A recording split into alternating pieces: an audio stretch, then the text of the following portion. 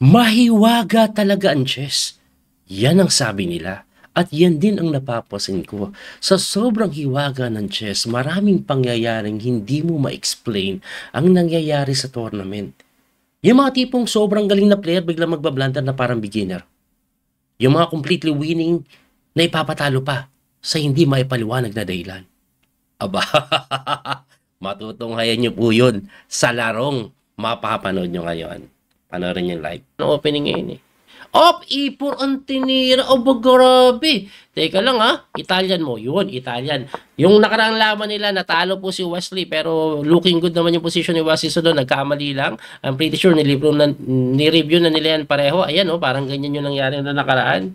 Hindi pala ganyan. Hindi pala ganyan yun. Kasi nakapag knight A5 si Wesley. So in this case, nag A4 na. Okay? So Wesley mabilis tumira, pareho. Oh, ito yung mainline mo ng Yuko Pianissimo variation. Oh, ito lang. That's a bit surprising. Very interesting yung Bishop D7. It turns out it's a line. Tapos umatras. Linya pa yan. Talaga. Sobrang na-surprise ako dun sa Bishop D7. Wait. Mag-queenside castling? Is Wesley intending to castle on the queenside?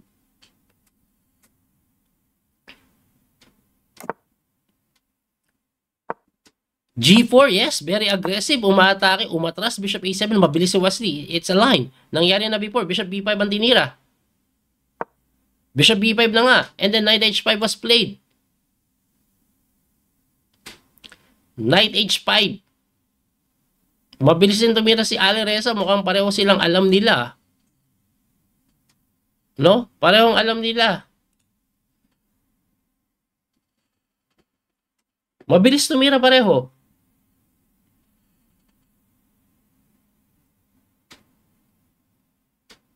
Knight H5, okay. Knight C4 ang tinira before. Linya pa rin, may isang larong natala eh. Tingnan ko lang kung sino naglaban ha. Mabilis lang. Ay, Leon Mendon ka. Okay.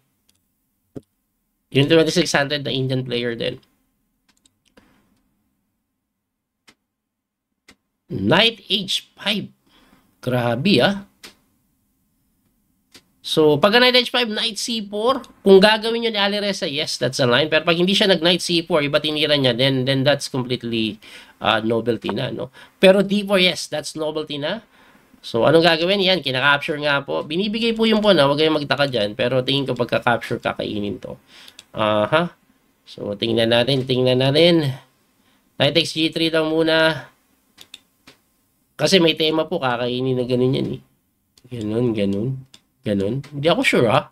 Parang pwedeng ganun eh. Pero kain, takes tapos sacrifice. Kain, takes tapos capture. Tapos takes. Kaya dapat tikman mo muna to. Nag-iisip si Wesley, behind po siya ng konti sa oras. Pero okay lang yan. Hindi naman ganun pakalala. 3 minutes make it pa rin. Kaya kinapture muna. Well, it turns out it's not the best one. Pero ang gagawin niya, bishop takes most likely and pawn takes. Ayan, tapos saka magpo-pawn takes. Or knight takes, I think, much better. Baka mag-knight takes. Ayun na nga, nag-knight takes na nga po. And then you have to take on this because nai-hit na eh. Nai-hit na po yung iyong bishop. So, ang problema dito ni Wesley, pag nag-knight takes kasi siya, mag-f takes yan. And then, mabubuksan ito. I think that's the thing na magpapahirap sa side ni Wesley. Yun ang magpapahirap sa side ni Wesley. Mas makakatalon dito yung knight later on. Kaya inatras niya.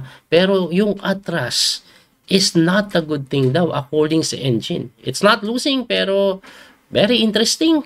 Umatras lang, umayos na, knight jump to C4, binigay lang yung pawn, no? Kasi naman, pag kinapture niya, may takes, kaya rook E1 ang ginawa, mabilis na tinira din ni Ali Reza ng rook E1. He's intending to go E5 yan, kaya ang pinapatira po ng engine is to go F6. Prevent that E5 move. Pubulol pa ako. So, Wesley, so what will you do? F5 ang ginawa. Hindi prevent. Bagkus. Isinulong. Bakit? Nakakapagtaka yan. Libre yan, coach, ha? May queen f7, hitting the knight, hitting the pawn, and then the f file will be open. This bishop is very strong. Ganun ang mangyayari. Yun ang trip ni Wesley. And if you don't do anything about f5, mag-e-f4, trap ka ngayon, boy. Kaya nga, ang sabi dito, persada daw kainin yan. Ang question, what will you use to take it? Mamili ka. It's either pawn or knight, pero it doesn't matter. Queen f7 will be played later on. Oh. Actually, pag dito ka daw kumapture, baka dito mas maganda. Ayun, nag-pawn take. So, queen f6, queen f7, doesn't matter. Same thing. Same thing. Queen f7. Okay. Excellent move daw. Oh. Hitting the knight yan, ha. Hitting the knight. Pag nag-knight e3 ka, umiwas lang. Tapos titikman na. I think titikman na. Knight takes or rook e8 muna. Rook e8 nga muna. Grabe si Wesley. Very accurate din, ha. Both of them are having 96% accuracy. Kaya ako kailangan rook e8 kasi pagka takes, may pasok eh.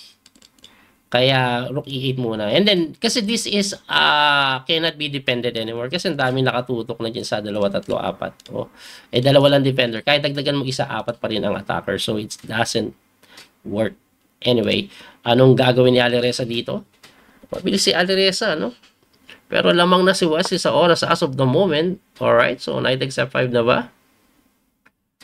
Will he go knight takes f5? Parang hindi pwede kasi knight takes f5, knight takes f5, bishop takes f5, may knight takes dito. O, ang ginawa is bishop b6 lang. Napakakunat ng tira ni Wesley so na yun.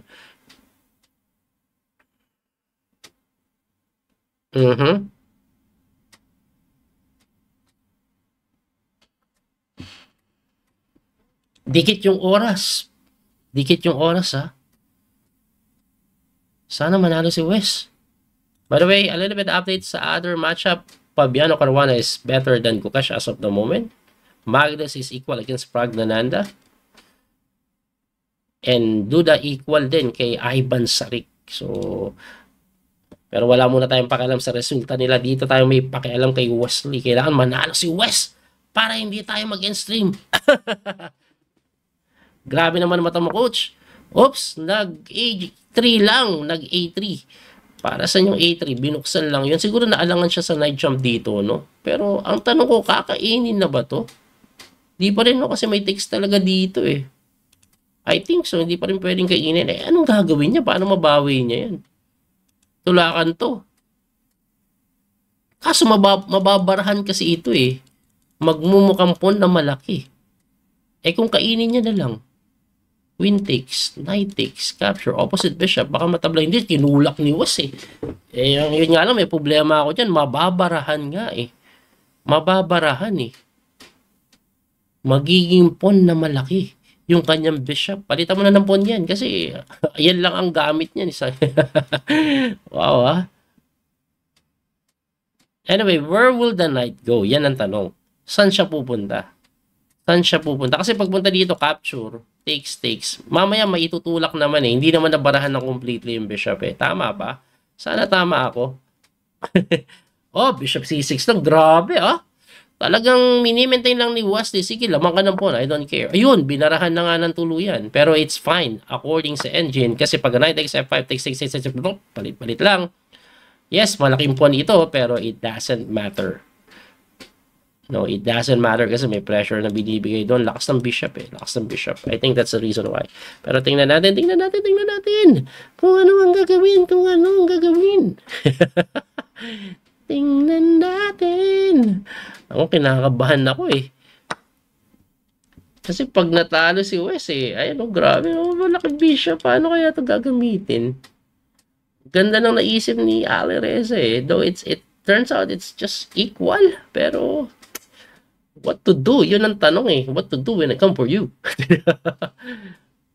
Ayan o, laki niyang pawn eh. Malaking pawn siya, sir. Paano kaya improvement pwedeng gawin sa malaking pawn na yun? I'm just wondering. Ayan na, yung improvement ni Wesley. Bobombayin niya sa kabilang banda.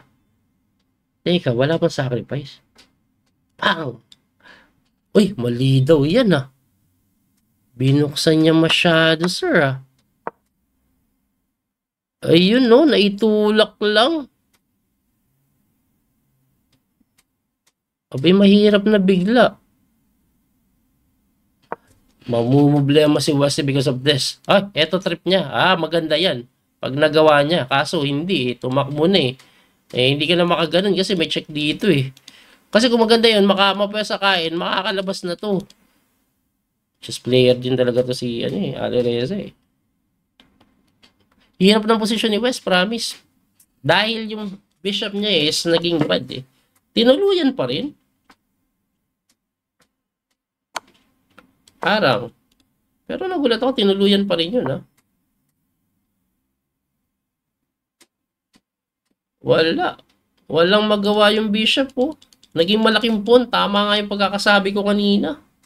Magiging malaking pawn pag nag-C5. Naging malaking pawn. At mukhang mapapa-ensim tayo.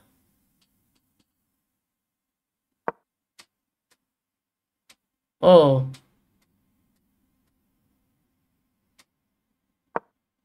Mukhang mapapa-ensim tayo, guys.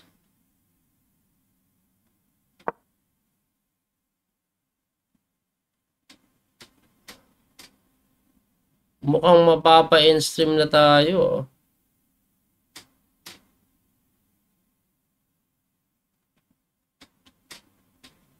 Ay, hanep pa.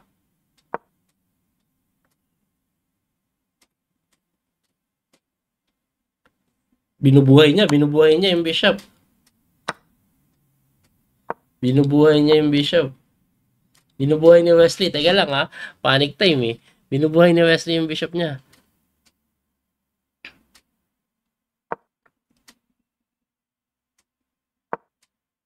Ayan na, binubuhay na ni Wesley yung bishop niya. Ganda nun. May check eh. Pasado to.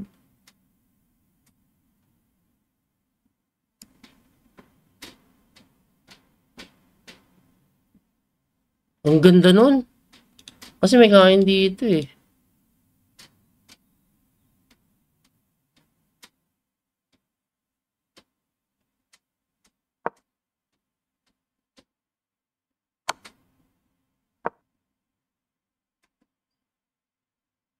Ang ganda nun. Teka lang, baka mabuhay pa. Baka mabuhay pa. Hindi pa tayo mag-end stream. Ayan o, may ganito eh. Tabla pa. D5. Buhay na yung bishop. Hindi nag-D5. Ba't hindi siya nag-D5? Libre. Libre yung bishop.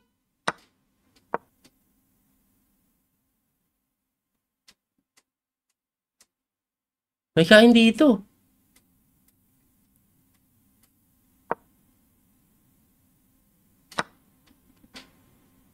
Queen D8. Nakawiring pa.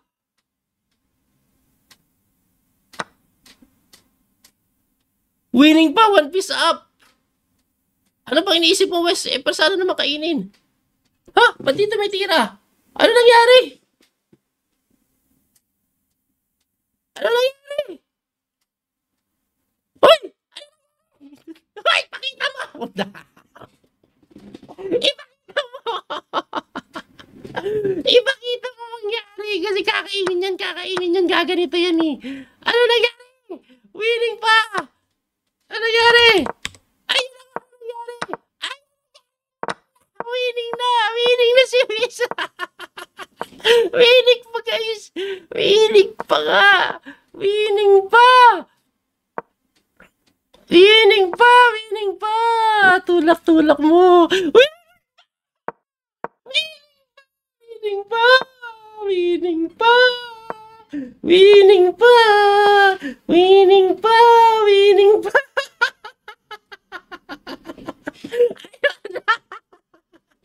Tuloy-tuloy ang live streaming natin. Tuloy-tuloy. Nanalo pa. May waga talaga yung chess. Grabe yun! Grabe! Ganyan kahiwaga ang chess. Completely losing na si Wesley. Inaatake, walang buhay. Biglang isang iglap, nanalo pa. O, di ba? Sana kung ako yung naglalaro, hindi ganun kagalingan. Pero Ali Reza kalaban ni Wesley. Sobrang tindi niyan. Pero ginanon lang. Abay, ano bang nangyari? As usual, pag natatime pressure po talaga sa laro, nagkakaroon ng matinding inaccuracy dahil walang oras para mag-isip. Anyway, analyze po natin yung laro mula simula. Silipin po natin yung mga crucial na part. So, Italian po yung naging laro nila no? At mukhang alam na alam po nila pareho. Agresibo nga si Wesley. Nag G5, ayun, no, pagkakasling. Tapos pagka ganun, inatras lang yung bishop. Lahat pala yan linya Tapos inatake po yung bishop doon sa may Gedli. Pero dito po, tumira na ng nobility. Kasi ang ginawa po ni Ali Reza, nag-D4. Ang dating ginawa, hindi dinipor, nag-knight lang po doon. So dito pagka D4, tumira po si Wesley ng capture. Medyo natagalan siya kasi nobility na nga Ngayon, magtataka kayo lang dito ng konti. Coach, libre yan pagka-takes ang gagawin po kasi, kakainin muna yung kabayo. At pagkabawi mo, sa kanya po titikman. Ayun. At dito po, dahil inaatake yung knight niya sa may h5, di ba umatras yan? Ngayon, pagka-atras, nag-knight sa c4. Tapos, nag-castling si Wesley. And after castling, nag-rook e1 na sinagot ni Wesley ng number 1 engine move, f5. Nakakabigla po yung F5 na yan. Kasi pagka-takes, hindi mo naman makain yung pawn, atakado yung reyna mo ng tore. Ayan o. Kaya nga, commending yan, may ganun pala. At ang dating, inatake yung kabayong ito, kaya napa-atras sa E3, tapos nag-rook E8, develop lang si Wesley.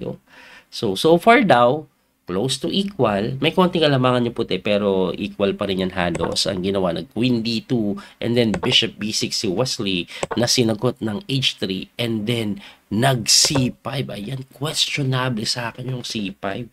Sa totoo lang, di ba, narinig nyo ako, kasi magiging malaking pawn yung bishop Pero, it turns out, it's a number 1 engine move. Nagkamali lang ng sequence si West. Kasi ang ginawa po niya, nag-knight doon sa may B5 na sinagot ni Wesley ng mali. Bishop C6. Ayun pala yung mali. Ang tamang tira po kasi, balik lang natin na knight takes daw. At pagka takes mo, bishop takes F5, wala pong tulak ng pawn dyan dahil may ganun.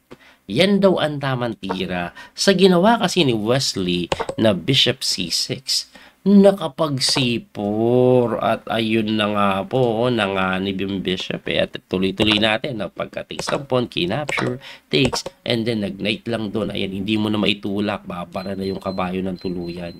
Ang ginawa nga po dyan ni Wesley, umatake nila sa kabilang side, pero nag-F6 lang or F3, tapos nag-G4 na mali. Kasi pagka-takes, kinapture, and then nag-H4 lang. Medyo weak na po yung king side ni Wesley, talaga papasukin Bishop po kasi dito, malaking pawn Anyway, nag-queen F6 para hindi makapasok ng reyna. Nasinagot lang ng king move. Nag-queen D4, hinahamon kasi nakakatakot yung reyna pero pumasok lang. Hinahamon talaga ni West pero tumira lang ng queen H5. Ayan, medyo masakit na po yung reyna dyan.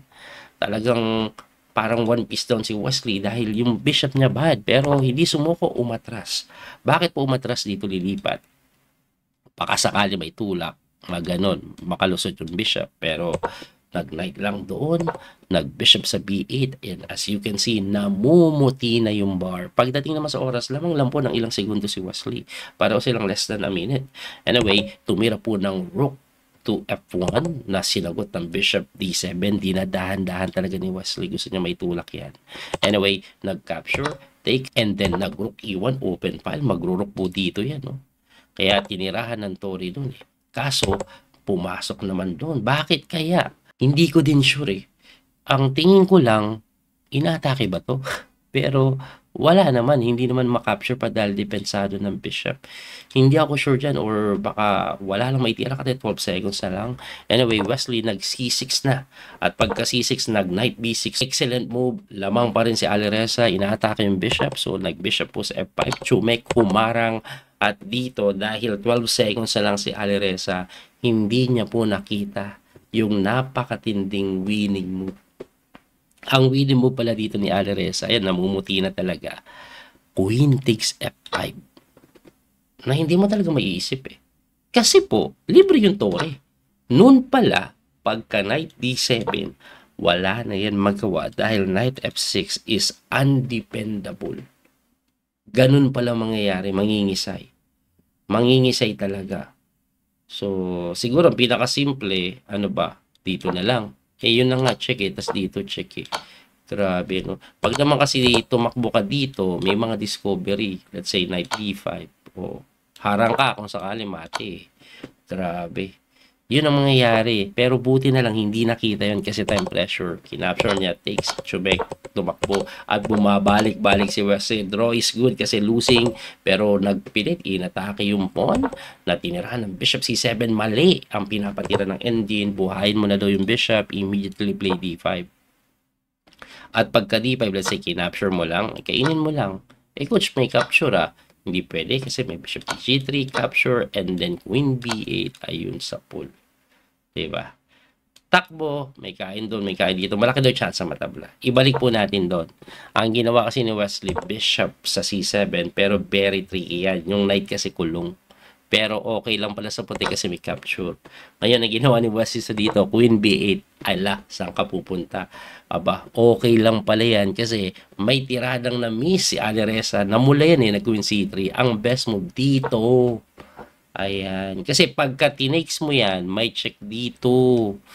Tapos may check doon. Makakain lang yung bishop eventually. Makakabawi. Ngayon, pag hindi mo tinakes ito, trinay mo i-save yun. May A5 na kung saan pass pawn na depensado pa yung kabayo. Eh, na-miss nga yan eh. Nag-queen C3. Eh, di kinapture lang. At pagka-takes pumasok, aba, equal pa rin pala to kasi may tabla. Nag-bishop G6 para hindi makatabla. Pero Alireza, ayaw din ng tabla. Kasi check eh. Pwede nang tumabla po ata. Example, queen E7 check. Saan ka pupunta?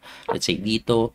H5. Ayun oh. Ganda oh. Medyo tabla pa daw ito. Bishop F7. Check na naman.